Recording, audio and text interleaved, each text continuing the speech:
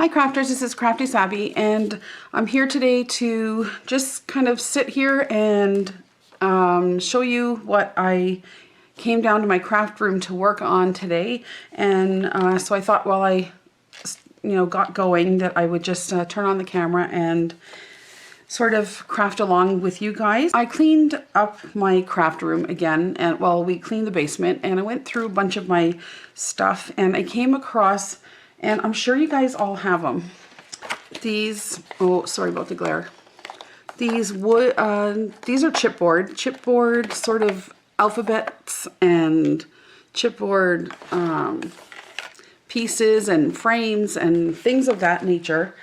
I started thinking, and so I don't think this is anything new. I'm just putting my sort of twist on some things that I have hanging around my craft room and want to utilize. I don't want to throw them away or give them away, or but I thought maybe I could try to come up with something to use in my journals. So that's why I wanted to show you guys. So I took a bunch of things out, and I started actually here with taking the letters, and so like I said, these are chipboard, but you could also use wood, any wood pieces that you have. That might work too. So, but I'll get to that. I found a few wood pieces and I'll show you what I did with those. But these are some of the chipboard letters.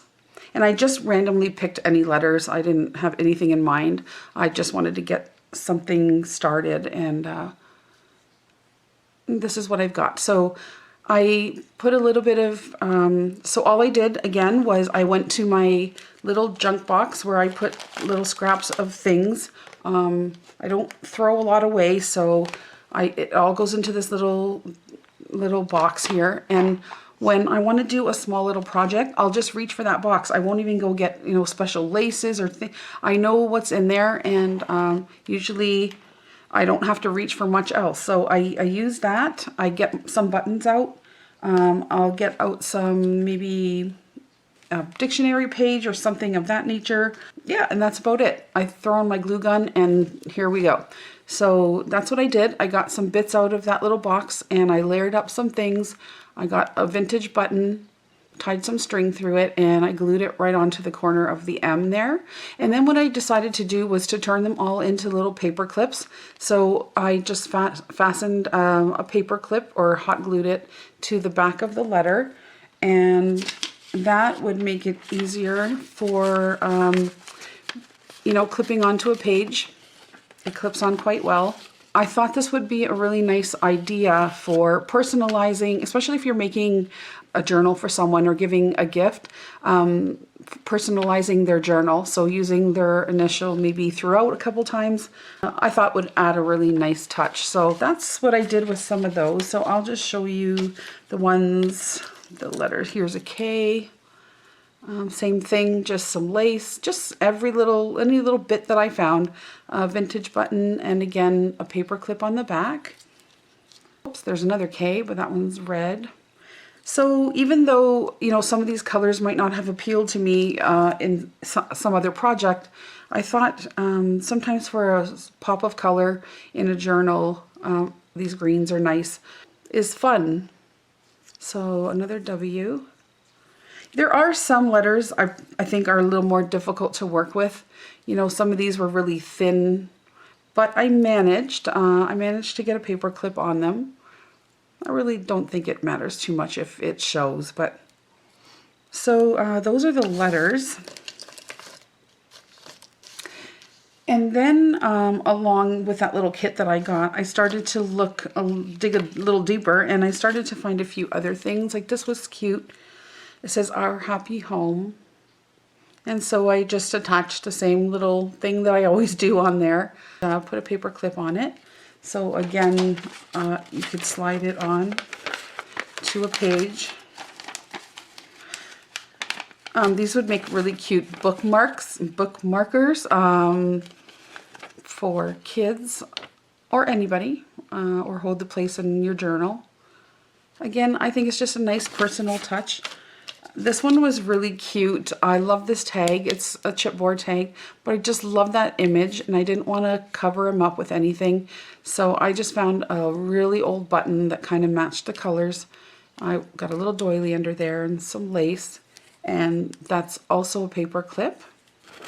Again, just would slide onto your page there. I don't know why I have this habit of always putting the paper clips they go this way, but it might have been more effective if I had turned it the other way and maybe slid it on here. But anyways, that's what happens. There's a cute little dress here. I jazzed it up with some pearls and I put a button on it. And again, a nice big paper clip back there. And then this one says, "You make my heart sing." Gussied it up, paper clip. And I can use them in my journals. This one really made me happy because my son would kill me if well, I'm going to tell. He's almost 18 now, but my nickname for him is Doodlebug. I've called him that ever since he was a baby. But I never could find anything that said Doodlebug on it. And I looked inside that little kit that I just showed you, and sure enough, there was something in there, and it just kind of made me smile. So I turned it into a paper clip also. Don't know what I'll use it for. I'll probably just keep it here in my craft room. But that's that. So then I was thinking a little more about these things. So there was a bunch of other things in there too, like these little word strips and things like that. And I could still do something with those. You know, I could put a little something on the sides, or like this would be easier. Probably just cover this up with a button and some lace and put a paper clip on it and use it the same way. And then I was thinking that, you know, maybe I didn't want to see all the colors. It depends on the journal that I was making. So I pulled out a few more of those chipboard letters, and I just picked out from my stash somewhere an old book. I kind of like the letters on that, and Mod Podged the book page to the letters. And I won't show you that process because, excuse me, it's fairly easy. I just put Mod Podge on it, laid the book sheet on it, cut it out with my X-Acto blade and a sharp pair of little fussy cutting scissors here. And that's it. I did the same on the back because I just thought it looked a little bit more cleaned up that way. And those are going to be fun to decorate also. So I will probably do the same thing, just use a little bit of rims and little doilies and things like that, button and paper clips for these as well. So there's just some letters. I did B, H, there's a D. They're fairly easy to cut out. I guess it just depends on the intricacy of what letter you've chosen and how difficult it will be to cut them out. But I didn't have too many problems. With an X-Acto blade, you can really kind of get in there. But I suggest gluing one side and then cutting it and then flipping it the other way, put book page on it, and it's much easier to see where you're cutting. So that's another idea, just covering them up with some book page. And then, so actually, you know what? I have one here, and I'm just going to show you really quick what I did. So it's just a chipboard piece. I've got some old dictionary page here, which I'm just going to cut. Make sure that I don't have any bad words or anything like that on the page. So we'll go this way. So I'm just going to make a couple little squares there, just enough to cover this up. I'll take my brush and my Mod Podge here. I'll show you those in a second. I'll just put some on.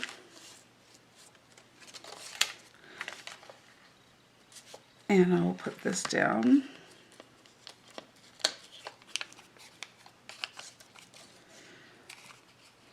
Just like that. So with sort of square shapes or shapes that don't have any, you know, place where you have to kind of really get in there, You might be able to actually do both sides with the book page because it's going to be easy to cut. So let's just make a little sandwich out of this.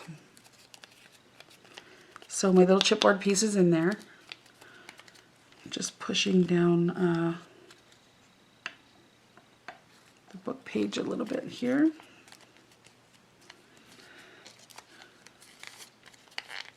If you kind of press, you can see the lines. Okay, and then I just take a pair of my scissors here, kind of feel out where the edges are, and fussy cut around it. I'd probably let it dry a little bit.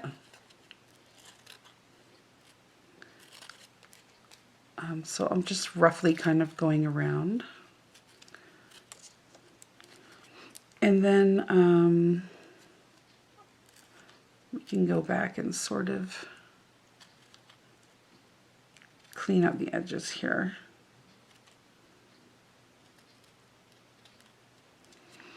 Like that. And then also what I did to sort of vintage it up a little bit. So there was a hole in there, and I don't even know if I was in frame there. I didn't even look.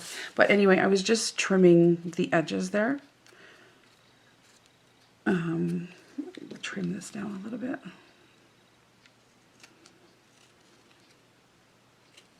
Okay. And you may want to put that hole back in. So I just got my little hole punch here. And put the hole back in. And then you could either go back and Mod Podge over this, or you can put something on it, which I think that's what we're going to do. I have some little stickers. Okay, so I'm going to actually put my distress ink on here.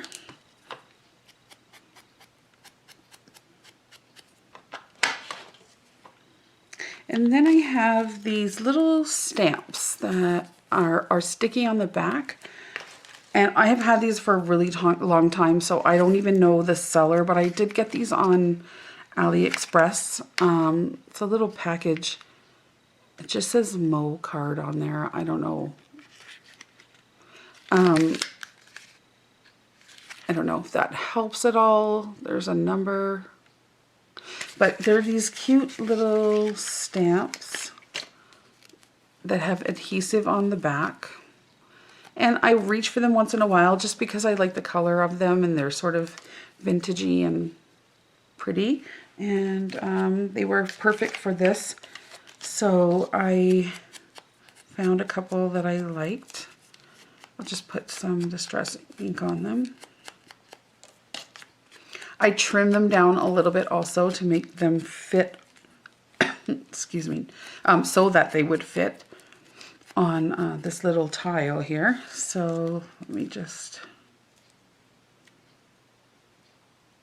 oh boy, long nails is the worst for peeling things like this. Okay, so I'm just going to take that little sticker, I peel the backing off, and put that over the front. It just jazzes it up a little bit.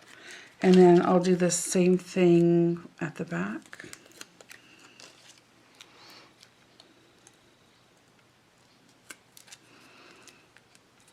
Okay, and then I like to kind of seal it a little bit, so I will put more Mod Podge on there.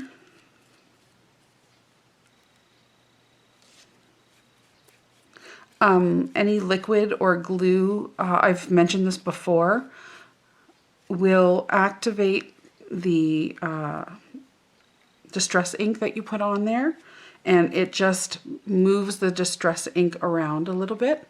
So if you don't like having your distress ink sort of go all over the words and such, I probably would Mod Podge first and then put your distress ink on once everything is dry.